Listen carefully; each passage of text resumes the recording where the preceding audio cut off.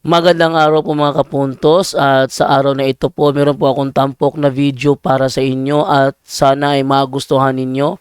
Kaya sa mga bago pa po sa aming channel, please po don't forget to hit the subscribe button at ang notification bell para maging notified kayo sa bawat video na ilalabas ko sa channel na ito. At bilang kahilingan po ng punto por punto team at naway maintindihan po ninyo, sana po wag nyo pong i-skip yung mga ads sa aming mga video. Sa maliit na bagay na po na yan, malaking tulong po yan sa ating programa at sa ating ministry. Sana po maunawaan po ninyo. Maraming salamat po, kaya wag na po natin patagalin. Simulan na po natin.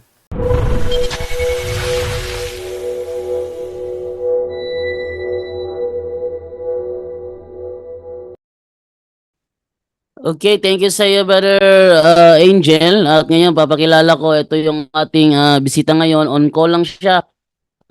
Siya ay si, Tony, teka muna. Bro Jando. Yes. Since before mo siya tawagin mo, pwede natin bigyan ng sagot tong tanong dito, bro. Nag-ano kasi si Sister Maiste. Dalawa lang to sabi dito ni Margie Silagan pala. Sabi niya, Bro John Ray, ask po, bakit po ba tinatakpan ang mga rebulto at bakit violet po ang tila ng tinatakip? Sana po ay mapansin mo ang katanungan kong ito. Salamat po at God bless, Bro Angel. Oh Sige, yes, sagot. no. As simple as ang violet po, no. Actually, may ibang ano yan purple, no. So may ibang tawag diyan, iba purple, no, hindi lang siya violet, pero mukhang violet lang, pero it's a purple color. May sumisimbolo po yan. Lahat ng color dahil sa simbahan may simbolo po yan, no. Ang purple po ay simbolo ng repentance po, no? Pagsisisi, no? Pagbabalik loob. Kaya nga usually yan, puro purple yan, no? Na hanggang the whole ano yan, no? The whole Holy Week and the whole Lenten season. Bakit po tinatakpan? Well, kaya po tinatakpan yan, no? Is pagsisimbolo ng parang emptiness muna, no? Emptiness siya, kaya siya tinatakpan, empty muna makikita. Wala talaga kayo makikita muna sa santo niya, no? Actually, ngayon na ba yun? Hindi pa later yan. So, yun po paghahanda naman, no? Sa pagpapakasakit ng ating Panginoon sa Kristo. And then later on yan, tatanggalin na yan pagka yun na, dumating na ang resurrection, kapatid. So, may mga symbolic yan, may mga simbolo yan, kapatid. So, it's like an emptiness while we're waiting, no? Habang naghihintay po tayo sa siyempre, no, doon sa muling pagkabuhay ng ating Panginoon Jesucristo. At siyempre sign na rin yan ng kalungkutan na kaya tinatakpan po yung mga santo during Holy Week. Yun po, kapatid. Maraming salamat, Bro Angel. At ang panghuli na itatanong dito natin babasahin kay Sister Yuri. Sabi ni Sister Yuri, Bro John Ray, ask ko lang po, kung kasalanan po ba na tawagin na ate or ma'am yung bakla? Okay, Bro Jando. Ay, kasalanan talaga yun. Yes, pangungonsinti yun. Huwag mo tatawaging ma'am, hindi naman ma'am yun. Kahit, tingnan niyo si Sanrio. Tingnan niyo si Sanrio, sampo ko lang Sanrio. Kahit na alam natin kung ano talaga Sanrio, ang gusto niyang itawag sa kanya is Brad. Minsan nagkakamali si padre, matatawag niya ni padre na sis, no? Bilang pagbigay ano na lang sa kanya na ganun yung kanyang pagkatao. Pero ang gusto talaga ni Sanrio, tawagin siya na Brad or bro. O, kung ganun ba? So, wag nating sakyan yung kanilang hilig na tawagin nating ma'am, Mami Jong, wag yung ganun. Kung ano talaga siya, Brad Jong, ganun. O, wag mo tawagin Mami Jong kasi parang kinukonsil mo yung maling gawain niya. Yung sa akin, kasalanan talaga yun Sabi nga sa Santiago, lahat ng tao na alam niya kung ano ang tama niyang gawin pero hindi niya ginagawa, ito ay kasalanan sa kanya. Kaya alam mo na siya ay Brad, wag mong tawaging ma'am. Okay? Okay na ba yung Brother? Yes, maraming salamat sa malinaw na sagot, Bro Jando. Okay, andito na sa tingin niya ngayon. Nasa WhatsApp lang siya tumawag si Brother Tony Slim Limana. Brother Tony Slim Limana, good evening. Naririnig mo kami, bro? Yes sir, naririnig po. Naririnig niyo ba sa Brother John Ray? Yes, bro, malinaw. Yes. Naririnig po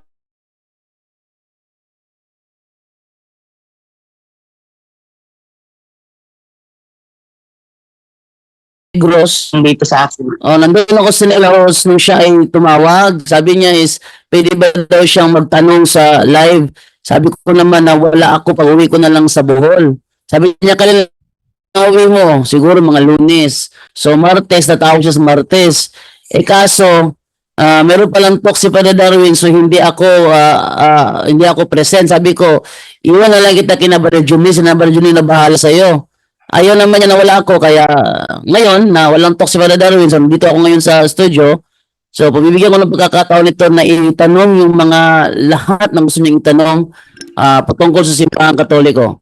Pakilala mo na Okay, siya, Brother Jando, pakilala mo na siya kung sino siya at ano ang ano niya ngayon, ano yung sekta niya at ano yung position niya sa sekta nila.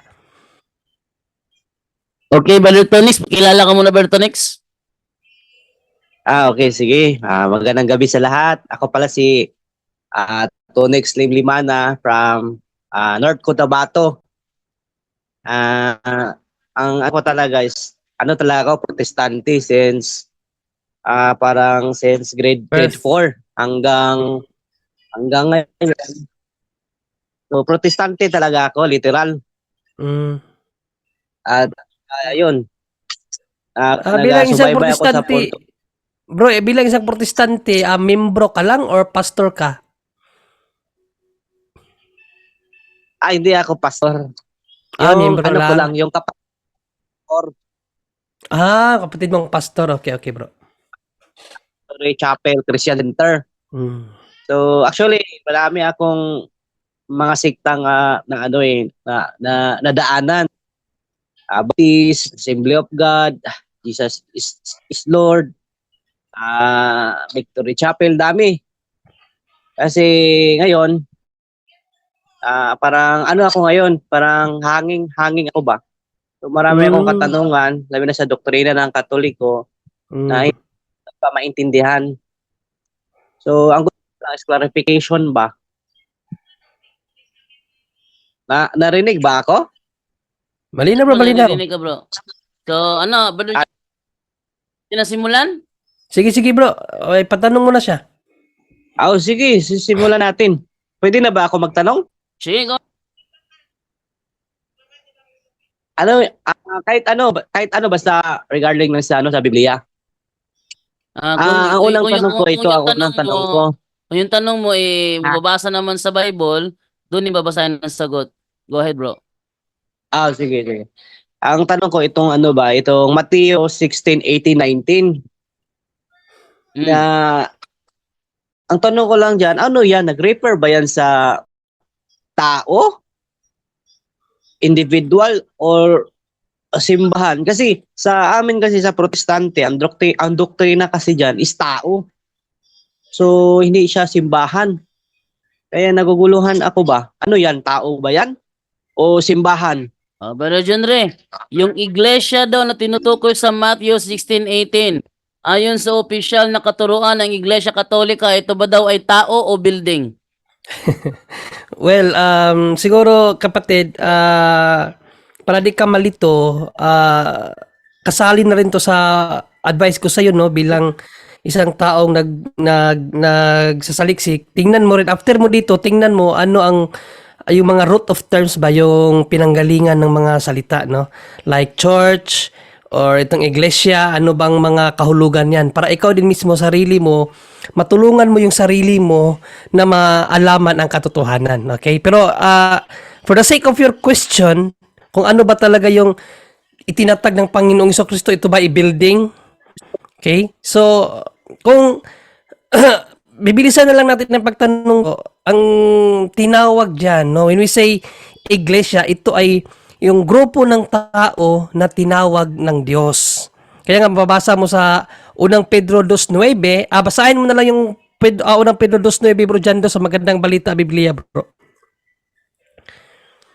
Ikaw na lang, Brother John Ray, kasi Sige. laptop na ginagamit ko pag nagbuka Okay, sige. Okay, kaya nga dito sa 1 Peter 2:9, bro, tinawag ito na isang bansang nakalaan or holy nation sa English, no? Kung babasahin natin dito, kapatid, ito ang ating mababasa. Ngunit kayo ay isang lahing pinili. Yan, isang lahing pinili ito, grupo ng maharlikang pari. So, ito ay priestly kingdom. Isang bansang nakalaan sa Diyos. So, nation, no?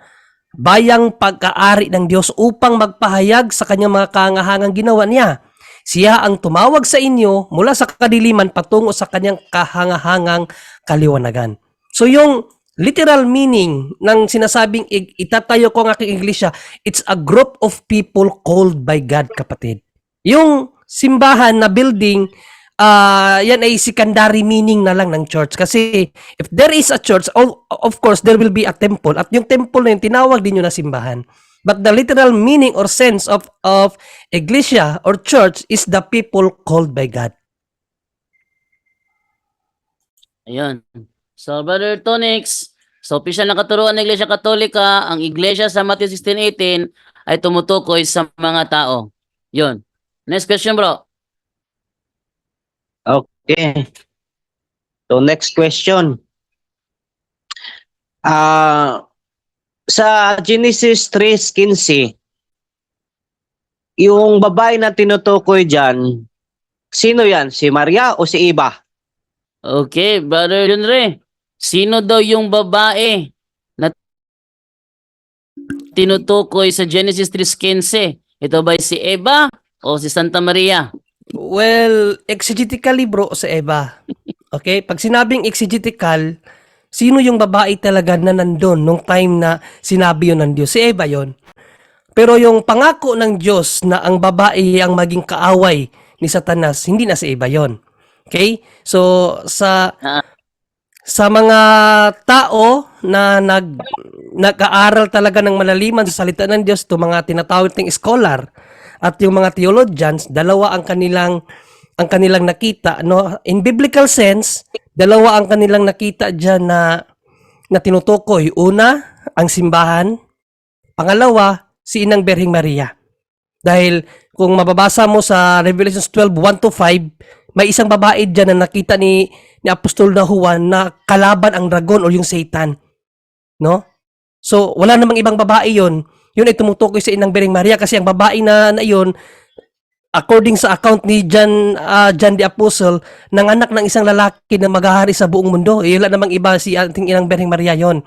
Okay, yan ang theological opinion or theological na explanation ng mga dalubhasa. Ang scholarly naman ay ang isa pa sa nakita ng mga dalubhasa dyan ay ang simbahan. No, kasi kung babasahin kasi natin yung 3:15 bro, no? Genesis 3:15, ito ang ating mababasa. No, Genesis 3:15, ito kasi ang mababasa natin. Kayo ng babae aking pag-aawayin, no? So binhi mo't binhi niya'y laging paglalabanin. So yung babae may binhi, no, na palaging kaaway nung Satan. No, so nakita kasi ang account na yan na pinaliwanag ng ating Panginoong Jesucristo sa Lucas 10:17-20 na ito ang ating mababasa, no? Masayang-masayang bumalik ang 72. Iniulat nila sa Panginoon kahit po ang mga demonyo ay sumusuko sa amin dahil po sa kapangyarihan ng iyong pangalan. So taglay ng mga alagad ng Diyos o yung kanyang simbahan ang kapangyarihan ng Diyos na kumalaban sa Satanas. Kaya nga sabi ni Panginoong Jesucristo sa 18, sinasabi sa kanila ni Jesus, nakita kong parang kidlat na nahulog si Satanas mula sa langit. Binigyan ko kayo ng kapangyarihang tapakan ang mga ahas at alakdan at ang mga kapangyarihan ng kaaway at walang makakapanakit sa inyo. Ngunit magalak kayo, hindi dahil sa napapasuko ninyo ang masasamang espiritu, kundi dahil sa nakatala sa langit ng inyong mga pangalan. So, sa talatang Lucas 17-20, makita mo yung connection niya doon sa account ng Genesis na ang binhi ng babae magiging kaaway din ng Satanas o ng mga evil spirits, kapatid. Kaya, sa tanong mo kung sinong babae yon, exegetically, si Eva, pero yung pangako ng Diyos, no, according sa mga teologo at mga scholar, si Inang Berhing Maria, na ina ng ating Panginoon, at yung mga kasapi ng simbahan ayon sa mga scholar, kapatid.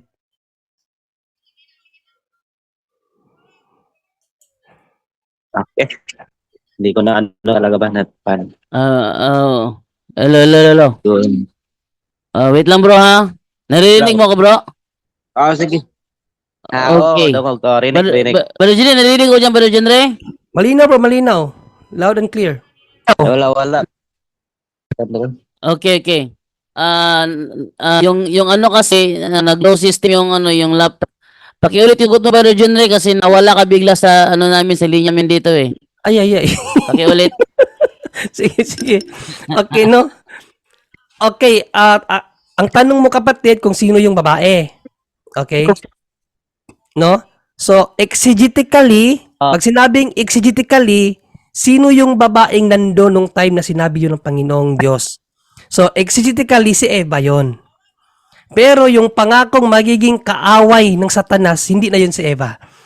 Kasi, si Eva nahulog na sa kasalanan, ibig sabihin, nahulog na siya sa kamay ni Satanas, no?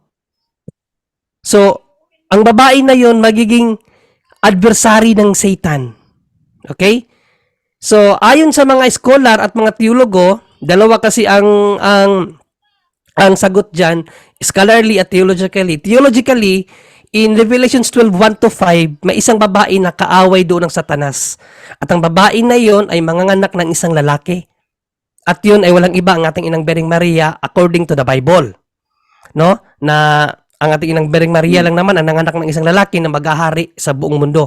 At ang dragon na yun yung kaaway ng babae. Kaya kinilala yun ng mga theologians na si Inang Bering Maria, yung sinabi sa Genesis 3:15 na yun naman ay inaffirm ng ating Panginoong Jesucristo in John 2, no, John 2:1 to 5 and John 19:25 to 26, ang kanyang ina tinawag niya na babae or woman.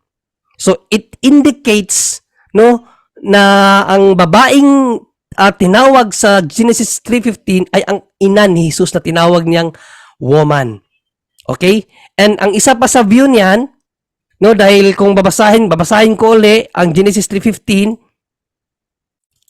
Ang Genesis 3:15, ito kasi ang nakasaad kapatid sa Genesis 3:15, kayo ng babae aking pag-aawayin, binhi niya'y lagi kong paglalabanin.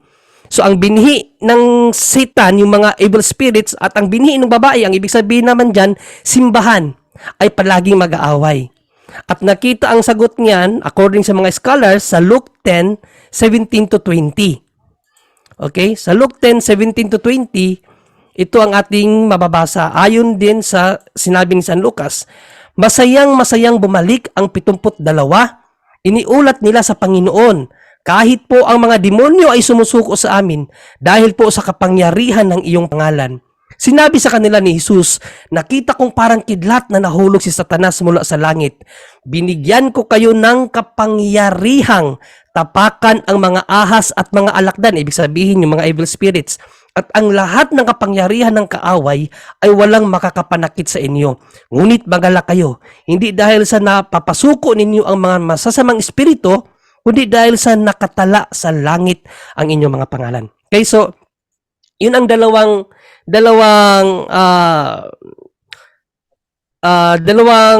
katuparan doon sa Genesis 3:15 ayon sa mga scholar at sa mga theologians, no? Again, sa tanong mo kung sino yung babae, no? Exegetically, yun ay si Eva. But prophetically, no, kasi pag sinabi mong prophetical, propesya na may kasagutan, ang kasagutan nun according sa mga theologians, ang ating inang Birheng Maria, Revelations 12:1 to 5, and scholarly naman, yun ang simbahan na binhi ng babae na makikipag-away din sa binhi ng ahas na walang iba ang Satanas, kapatid. Yun, Bro Jando, nakadalawang sagot na. Okay, Brother Tonix, go ahead. Pangatlong tanong. Di ba sa Romans, sabi ni Apostol Pablo na lahat tayo nagkasala. Ang tanong ko, si Maria o si Santa Maria, nagkasala ba din siya o wala? Brother John Ray, nagkasala ba daw si Mama Mary o wala? Ibigay naman natin kay Bro Angel, bro, para makasagot naman si Bro Angel. Na lahat ng tao ay makasalanan or nakasala. So, si Santa Maria, tao man siya, so meron siyang tinatawag na kasalanan din. Kasi, yun mga sabi ni Apostol Pablo, Okay, Mm, Brother Bro Angel, Angel. kasama ba daw si... origin sin from Brother, Eva and Adan. okay, Brother Angel, kasama ba daw si Mama Mary doon sa Roma 5:12? Basahin natin Isaiah 7:14 muna, bro. Isaiah 7:14. Okay, Sige, ating basahin ang Isaiah 7:14. Ito ang nakasulat. Dahil dito si Yahweh mismo ang magbibigay sa inyo ng palatandaan. Maglilihi ang isang dalaga at magsisilang ng isang sanggol na lalaki at tatawagin sa pangalang Emmanuel. Okay, prophecy pa yan, Old Testament, brother, no? Magsilang isang babae. Actually, connected yan dun sa sinatawag na babae. Wala na may ibang sinabing babae dyan, kung mapapansin mo, no? From the Old Testament hanggang New Testament, hanggang iilang talata yun sa Old Testament hanggang sa New Testament, tinawag ni Jesus dun sa kainaa, babae. No? Wala namang iba dyan kundi si Mama Mary, no? Yung nanay niya. At hanggang doon sa pagpako sa krus, maalala nyo, no? Tinawag si Mama Mary, babae. So, tanda mo yung parallelism no? Allegorically. Kaya kailangan, brother, no? Unang-una kailangan pag-aaral mo muna dyan. No? Yung sinasabi ko muna yung babae. No? Ang bago ka mag-aral ng Biblia, kapatid, kailangan you're guided by the church. Hindi ka pwede magbasa ng Biblia at mag-interpret ka mag-isa. Lahat na nagsulputang sekta, gano'n na nangyayari. Kaya tingnan mo, iba-ibang interpretation nila. Bakit? They're not guided by the church. Kagaya ng tanong mo kanina, church ba yung mga tao? Yes. No? Pero may church din na tinatawag natin templo. At tandaan mo, yung pag sinabi simbahan, hindi mo yan mababasa sa Biblia simbahan. Bakit? Kasi gumagamit tayo ng mga Spanish word, kaya tinatawag yan iglesia. Iisa lang yan Brother Angel, Oh. ano niya Brother Angel? Yes, Kasama- yes. Iko-connect ko lang yung iko-connect ko lang yung babae tungkol sa at si Mama Mary kung may kasalanan o wala. Iko-connect ko lang siya doon. So dinagdagan ko lang doon sa tanong niya sa babae, no? So tandaan at saka yung tungkol sa church. Nag-summarize lang ako. Nagdagdag lang ako doon sa dalawang tanong niya, no? So ngayon, tandaan po natin kapatid, no? You should be guided by the church. Binibigyan ko lang siya ng idea. So ngayon, ang mangyayari niyan, talagang napakahirap niya mahiwaga. Katulad ng huling tanong mo, paano siya naging lahat ng tao nagkasala. Ayan. So diyan na tayo papasok, no? Patandaan natin, kaya sinabi natin, hindi mo talaga maintindihan 'yan kapag hindi ka nga guided by the church. Ang gagawin mo literal, letra por letra. So mangyayari, oo nga, no? Bakit ganito? Bakit gano'n, no? At tandaan mo, doon pa lang, no? Doon pa lang. Sino ba yung ipinanganak niya na tinawag ng Emmanuel? Ano ba ibig sabihin ng Emmanuel? Mababasa natin yan, no? Sa New Testament na. Sino ba siya? Fulfilled na yan, no? Shadowing the Old Testament. Ito po, Bro Junri, Mateo chapter 1 nga, 22-23. Mateo 1:22-23. Ito ang ating mababasa. Kundi, nawala. Wait. Mateo 1:22-23. Yan. At nangyari nga ang lahat ng ito upang maganap ang sinalita ng Panginoon sa pamamagitan ng propeta na nagsasabi, narito, ang dalagay magdadalang tao at manganganak ng isang lalaki at ang pangalang itatawag nila sa kaniya ay Emmanuel na kung liliwanagin ay sumasa atin ang Diyos. Ayun. So napakalinaw niyan, no? So sino 'yan? Si Mama Mary, 'di ba? So ang tanong mo ngayon, bakit lahat ng tao nagkasala, siya hindi? In every rule there is an exemption, kapatid. Hindi lahat na sinasabi diyan, no? Hindi lahat na sinasabi sa Biblia ay iintindihin mo sa sarili mo lang opinion. Natural, magkakaano ka, no? Parang sinabing ang lahat ay sasamba. May nababasok sa Biblia, ang lahat ay sasamba, sabi. Tanong, lahat ba sumamba? Hindi, di ba? So in Ah. every rule, there is an exemption. So hindi ibig sabihin pag sinabing lahat ay nagkasala, ay kasama na rin si Mama Mary. Tandaan mo kapatid, ang anak niya ay Diyos. At ang Diyos, pwede ba siyang gumawa ng babae na walang kasalanan? Tanong ko ngayon sa iyo, ang Diyos, pwede siyang gumawa ng babae na walang kasalanan para sa kanyang anak na walang kasalanan? Pwede o hindi? Pwede. Si brother, tanungin natin. Brother? So, kung ganyan, hindi lahat paniwalaan na nakasulat sa Biblia. Ano Yun daw? nga po Hindi lang. Hindi daw, daw lahat hindi. nakapaniwalaan. Yun nga sinasabi ko. Wait lang bro, Jando. Papaliwanag ko sa kanya. Doon nga po nagkakaproblema yung mga nagbasa lang na sarili. Kasasabi ko lang kanina, kailangan guided by the church ka. Sila magpapaliwanag ang simbahan. Sino yon? Mga apostol ang kausap at sabi doon, mga hinirang sino? Mga pari yan, bro. At yun ay mga apostolic succession yan. Kapag ka mga pari ang nag-ano sa'yo, from may kadugtong ng mga apostoles ngayon, no, ngayong panahon na to, guided ka by the church, sila magtuturo theologically. Kasi kung ikaw nagbasa lang, yan ang magiging yan ang magiging katwiran mo. Lahat paano yan? Nakasulat ganon.